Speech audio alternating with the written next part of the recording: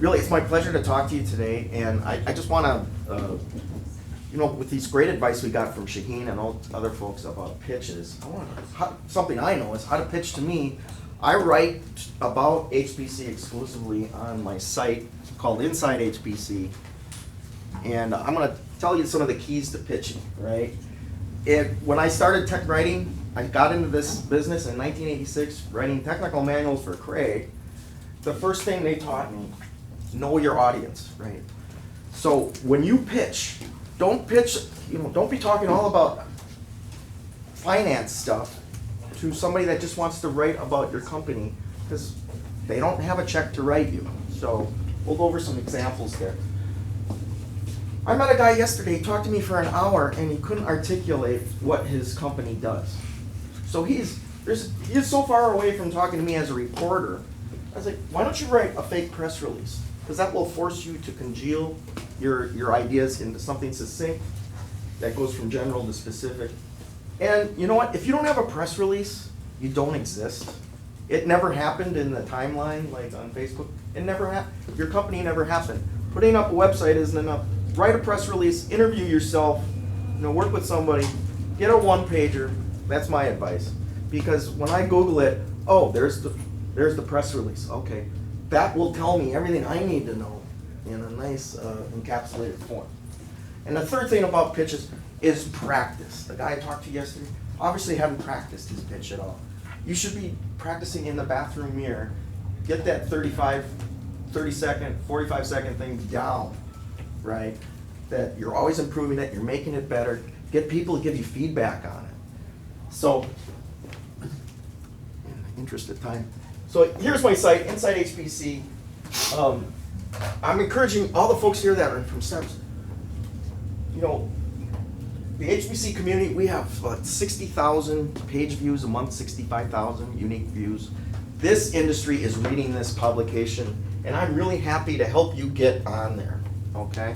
I'm really approachable, and I'll have my email at the end. So, I have this hobby site called Inside Startups, and it's hard to keep up with all the stuff going on, but as a result of this, I put my name in one of those databases for reporters, and I get pitched on everything under the sun, from mobile devices to nutrition. But I just like to sort through it and figure out what I think is interesting, and I write about it there. Okay, so let's see if this thing works.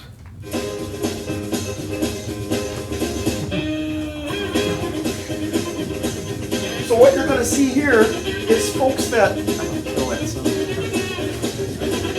I can't kill this sound. All right. They didn't practice the right part. They worried about how they looked. They gave it a lot of thought, but they obviously didn't practice pitching, and it shows. In fact, they're doing it in front of thousands of people. So, this guy figured, okay, I'll throw it with the mouth, right? Well, I just, I can't get it done. So, all right. So, who's number one? Yeah. Do that later. Stop. Okay.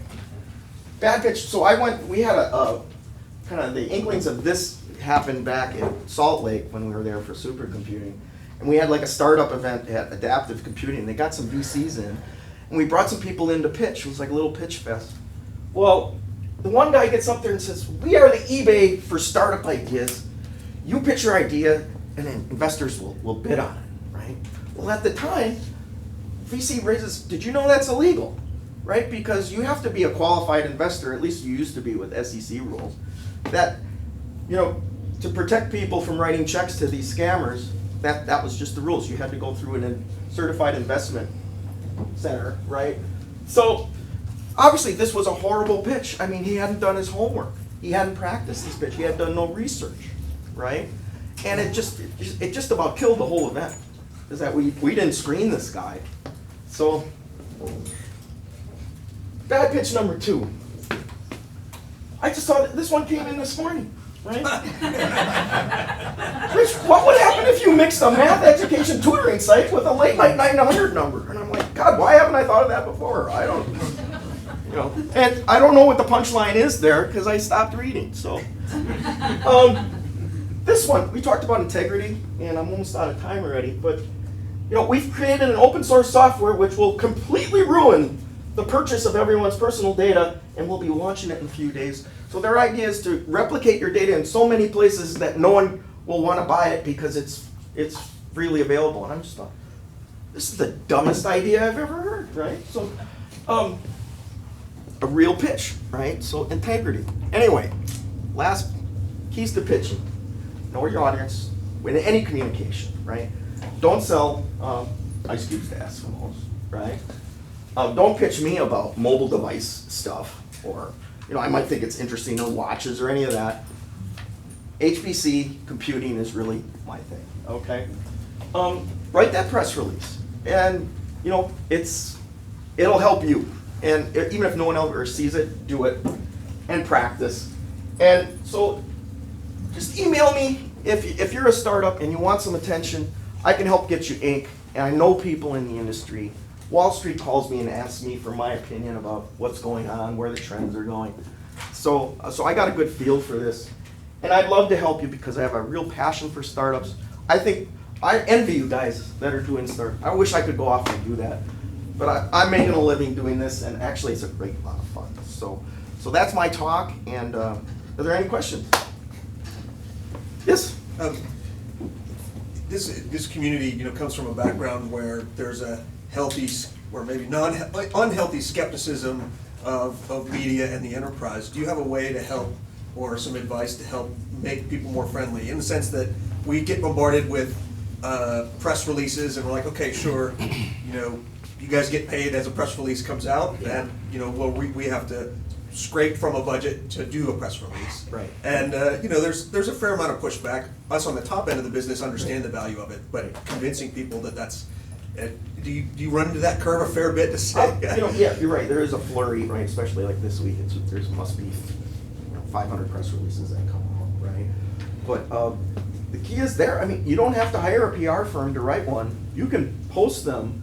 There are sites that'll post it for free, right? And no, you don't want to do a press release for every single thing that because you can oversaturate and then people will stop paying attention, right? So that's a real, yeah. But I would like to just visit one thing is, a lot of startups, they have PR companies out there pitching, right? And they don't spend money on marketing, because I talked to them like, well, we can help you with that. At insideHPC, we do marketing programs to help you get to the customers. These VCs do not want to spend a dime on marketing, but they will hire a PR gal for $150 an hour to smile and dial. But she's the one that's actually out there interfacing with people like me and out there that could be giving them money, So the marketing mix is completely whacked to me, right? That you've got somebody who doesn't know anything about computers is doing your pitch, that doesn't understand your technology, but she's a smile and dialer, right? So, versus you send your CTO to me to send me an email and say, hey, Rich, I want to talk to you about this technology. That's a lot more credible to me. So, and that's a good point. Any other? I think I'm out of time. Thanks, Yeah. Rich. And